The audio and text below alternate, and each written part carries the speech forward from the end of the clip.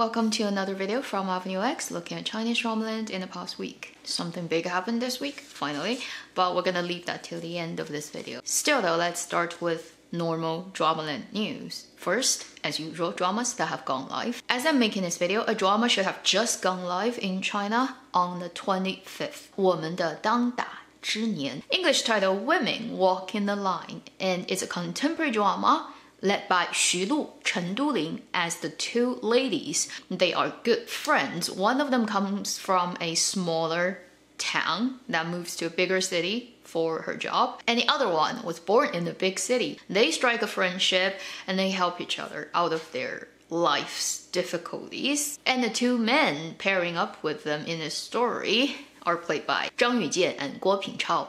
I haven't heard about this project before and I'm unlikely to click it open because among the four leading cast members, one of them I have zero confidence in their acting. The other person, I literally don't want to see their face. So then on the 27th, if nothing went wrong, a drama should go live on the platform iQIYI. And its current Chinese name is 风吹半夏 because one of the characters' name is 半夏. Although previously, its title was 野蛮生长, and the English title hasn't moved, it is still Wild Bloom. Yeah, does that jog your memory? That is a set in 1990s drama led by Zhao Liying and Oh Hao. The setting of this drama is in the 90s, and that was the period of time where a lot of people went into businesses and made their buck because of the new economy policy in China and also due to the under-regulated nature. So that was the original title, 野蛮, wild. 生长, bloom, growing. When this drama airs, I will check it out. Then,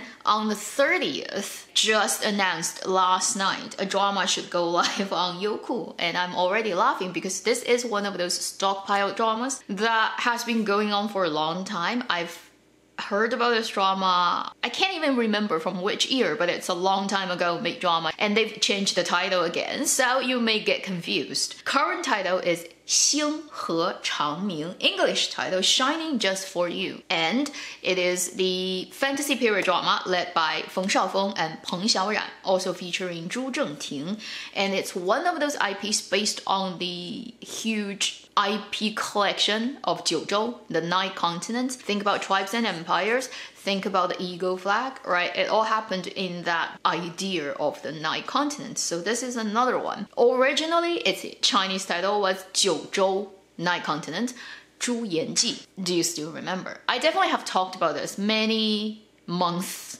ago when it was still called 九州朱颜记, and I remember that poster, that really red and crazy looking poster with Peng Xiaoran and Feng Shaofeng. Now they've changed the title to 星河长明.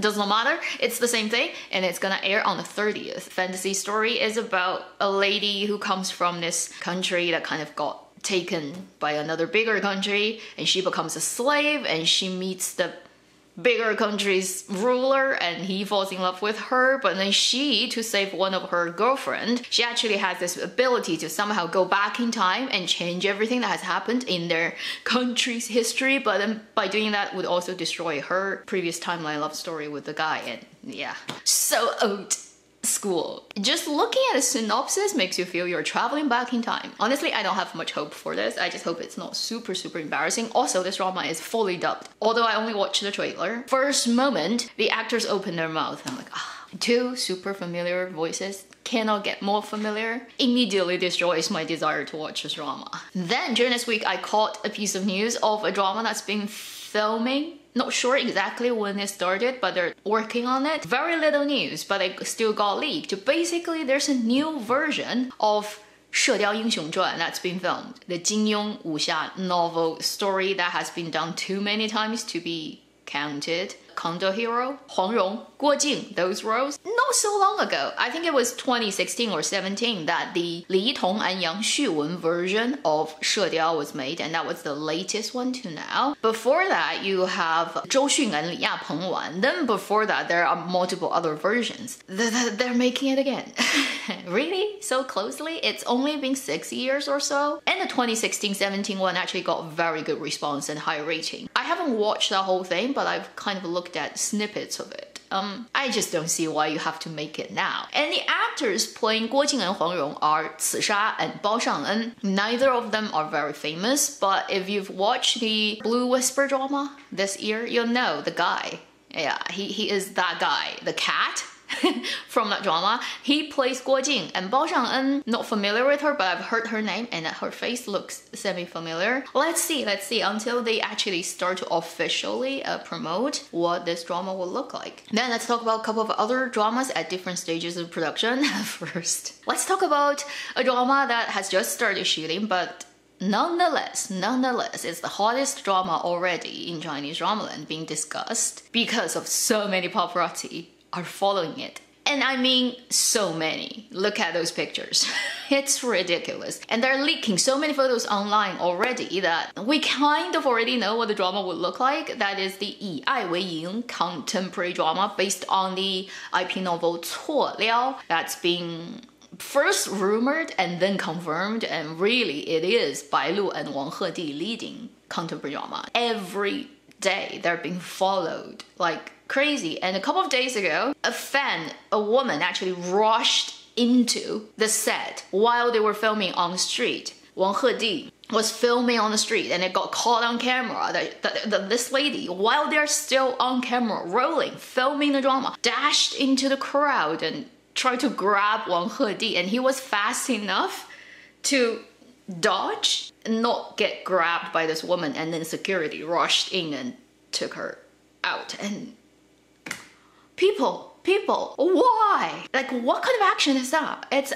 unbelievably, mind-bogglingly pathetic. So this is just to show how crazily popular Wang Hedi right now is, and everything surrounding him is And this drama is being stalked by all the paparazzi existing in China. Like, they're trying to get the best photos out. Definitely there's money to be made for that, but I hate this type of thing. It's too much, okay? And you're destroying that idea of opening the gift box and see it for the first time. If you leak everything about the drama before it even airs, it's a buzzkill. When you get popular, this is what happens. Hiya! There are a couple of dramas that have wrapped during this week. Number one is the highly anticipated one, and they actually wrapped at the very end of last week, so I wasn't able to squeeze in that piece of news into last week's video. It is a medical drama I've mentioned multiple times, Zi Zhi Xin. I don't think they have an English title yet. This one is led by Zhao Youting, Mao Xiaotong, Jing Shijia. I'm pretty sure they're all gonna use their own voice. There's just like no way it's not gonna happen that way. Overall, it looks like a very solid and reliable production. Let's hope it's a good medical drama.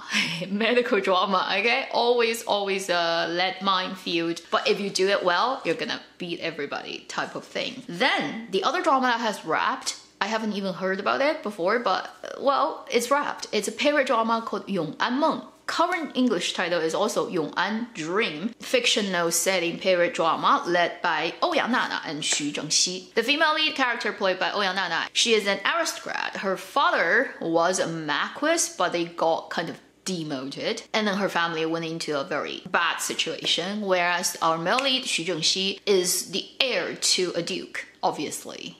It's gonna right all the wrongs and happily ever after a couple of episodes of whatever tests and challenges they go through. Classic period drama setting.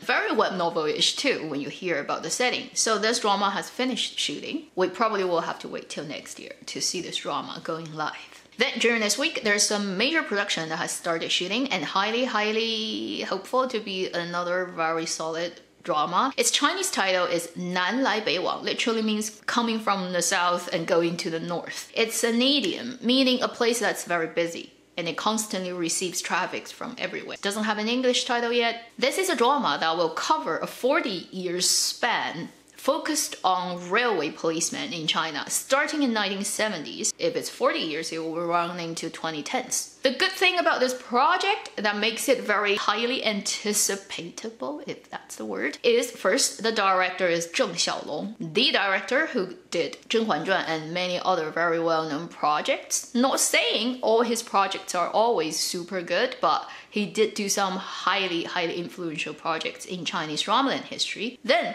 the writer is Gao Mantang. This scriptwriter wrote Chuang Guandong, one of the highest rating dramas ever in Chinese history, also a very veteran scriptwriter. And then when you look at the casting, my audiences will be very happy. The leading actors are 白敬亭, Jin Chen, okay, for the younger generation. And then you have Ding Yongdai. He's played too many classic roles. Fathers, emperors, you name it. These are the three main credited actors, but when you look at guest stars, so likely to show up for unit, smaller stories, not gonna run through the whole picture, well, they all look very exciting, such as Wang Jinsong.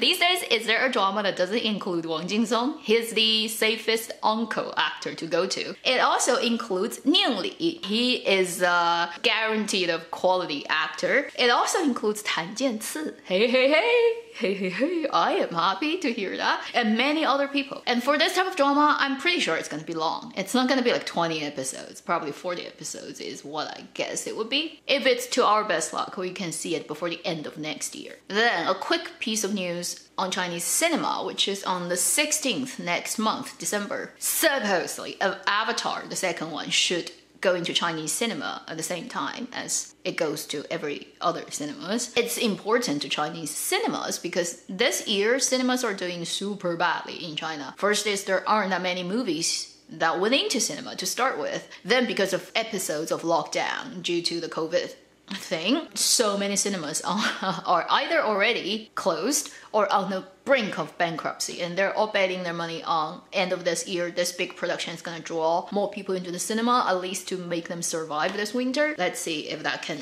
help. These are drama, film specific projects, whatever related news. And then yeah, before we go, we have to talk about Weifan, because as I was sleeping last night, midnight my time, around like 2 a.m. finally it got publicly announced in China that the sentence for Weifan is 13 years. Afterwards, he will get deportation, so sent back to Canada. And on top of that, he would also get a fine of very big numbers, 600 million RMB, due to his tax evasion. Let me break it down quickly for you about what it is. For this court verdict, it's the first round, and he can submit an appeal, and I don't see why he wouldn't do it. And usually you do it within 10 days, and that can go to the second instance. Another court proceeding can start re-evaluating the verdict of the first round. In China, if you appeal, unless during the second round proceeding new evidences present themselves, it's unlikely for the second round to add on more sentences. It either just keeps the same or reduces. For his sentence this time, it's broken into two parts. One part is on the charge of rape, and that is 11 years and 6 months. Then the other part is a particular crime in China called 聚众淫乱, which means gathering a group of people and then do things that are misconduct with a sexual nature. That's how I would translate it. This crime actually is quite outdated. It started a long time ago, and it has been debated in Chinese law system for a long time. And many people's argument is it's no longer fitting the current society's ideas about this and that, and it just is too outdated. So every year people would submit proposals to change or even delete this type of crime, but as it stands now, it still exists. And for the sentence of that, it's 1 year and 10 months. So adding these two up, the court decides to execute for 13 years. And because he's already been incarcerated for over a year, so that will be deducted from the number of years. So if you do the calculation, if he does the full sentence, it would be around 2034 that he can get out of jail in China. Once he's done his sentence, he will be immediately deported out of China. If he does the appeal and it goes through the second round, then we shall see if that reduces anything. Even when you have the 13 years, if you do really well in prison, you can reduce that potential number. So the worst case scenario for now is for him to leave the prison around 2034. And for the bigger chunk of the sentence, it is on rape, and it's specific on the particular thing that happened at the end of 2020, which is the Dumeizhu thing. In the announcement, you can see that they specifically said it involves 3 women on that day. So it's not just one lady, it's 3 different women. And he is charged with rape of these 3 women when they are drunk, unconscious, or unable to fight back. Apart from this, he also got a fine of tax that is about 600 million RMB. That is a bit short of 100 million US dollars. Usually it's between 6.5 and 7.5. It fluctuates. So the amount of tax he's evaded over the years ended up being a number that's slightly short of 100 million RMB. But when you get found out with tax evasion, you have to pay a very high fine, usually 4 times of the amount that you haven't paid, plus other types of procedural cost and stuff. So it adds up to 600 million RMB. So 13 years plus that much money, plus afterwards he will get kicked out of China. The law in China is if you get deported, within 10 years you cannot come back. Afterwards we shall see type of situation. And that's pretty much how the whole thing stands for now. It was summer last year, right? Around the time, end of July, I remember, was the time that he got officially incarcerated. And this sentence actually happened earlier this year. It wasn't yesterday that it happened, but it got finally officially announced on 25th November 2022. First ever case like this in Chinese history of not arguably for sure the top traffic young popular idol person ending up in the This will be something for a long time to come that will be talked, discussed, put into textbooks. Law school students will definitely all, look at this, and it's gonna have a very long effect. And it's definitely a huge warning, right, for anyone in this entertainment business. Honestly, there's so many more cases as such, and so many more people doing things that haven't been found out yet. It's just depending on, I guess, your personal fortune to whether that's gonna come out in your lifetime or not. Taking this opportunity to say that again, whether it's a pop star, singer, actor, whatever, celebrity, as long as they can provide you with certain kind of value, pleasure, fun, that's all good, but never take it seriously. Don't 真情实感. For your mental peace and health and and the general well-being, leave them at the door. Draw a boundary and then stop it there. That will be the end of this week's video from Avenue X. Hope you're having a good weekend. I'll see you in my next video. Meanwhile, live long and happy drama watching.